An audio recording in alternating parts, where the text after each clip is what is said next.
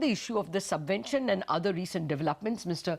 Dinesh Kumar Khara, the Managing Director of SBI and the Group Executive, joins us on the phone line. Mr. Khara, thank you very much for joining us. Good morning to you.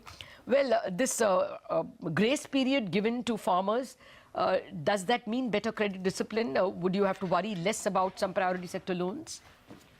Good morning, Lata. Yeah, it's a happy news for the farmers also, particularly those farmers who would have been made to sell their crop under distressed conditions to avail this 3% subvention benefit.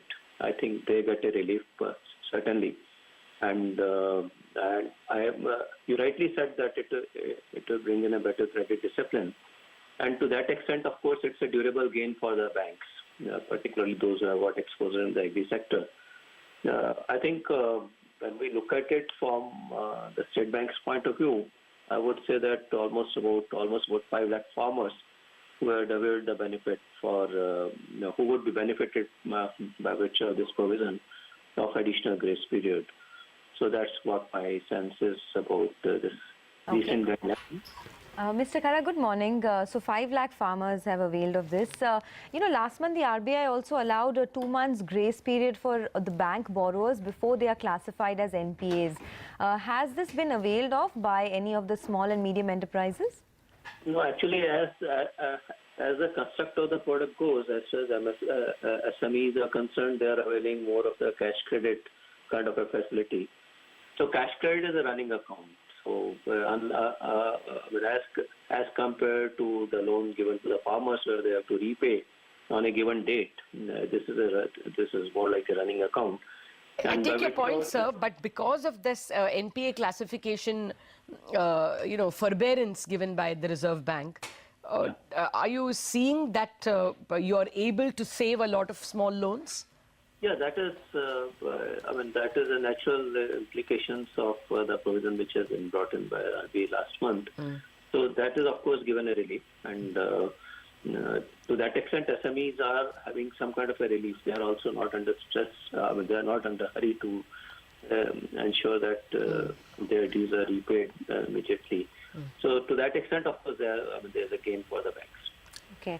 I also wanted to ask you about this meeting that will be held by the large banks. That's on the 2nd of January, we understand. At least that's what news reports are suggesting.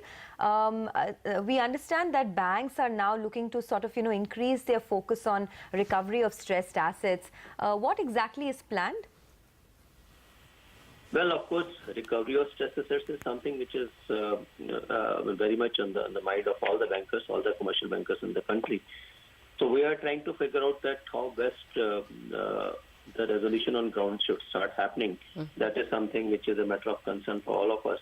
Okay. And we would like to see that it should start happening on ground, and whatever enabling provisions can be created for that by virtue of various provisions by RBI, etc. We'll be looking forward for those kind of support from the government.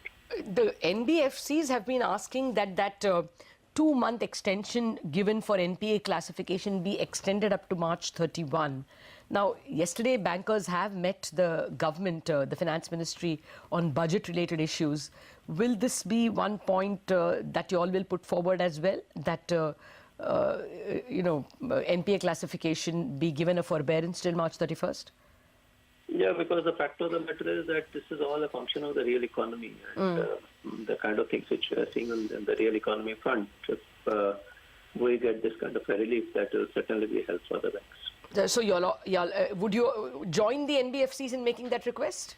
Yeah, sure. Okay. Well, the other point I wanted to ask you is you all were asking for forbearance, sorry, not forbearance. The RBI itself apparently wrote to the government saying that there should be a tax set off for provisioning done by banks for NPAs. Any progress on that, Mr. Khara? It's too premature for me to comment on that. Okay. All right. Well, certainly it's not premature for you to tell us now what is the collection in terms of deposits of old notes now that we are almost on 30th. Yeah, we have got good amount of money which were mobilized. I think the last we heard was 2.9 lakh crore. I'm not very sure. It is is it a little more now? Is it 3 lakh crore now? around the same levels. But the CASA has gone up to 46, more than 46%, almost 47%. Okay. Well, is there a chance that therefore, as you say, your current and savings account have gone up seminally, we should expect some rate cuts on the 1st of Jan? Or in the next month? I think we'll have to take this decision in the ALCO meeting of the bank. So once we have all the variables available with us, then we'll be in a better position to take a call on this. Okay. Can you give us a sense of how loan growth is progressing at this point in time, and what is the expectation over the next couple of quarters? Well, in the loan growth, when it comes to retail side, we are doing well. I mean, in the retail sector, we are doing well. But of course, there's an issue on the SME and the corporate side. So I think in the retail sector, we are almost about 10% growth. So in SME and corporate, how much could the loan growth fall to? I think we'll have to wait and watch for some more time. Okay. To really have a sense of this. All right, Mr. Khara, we leave it at that. Thank you so much for joining us and giving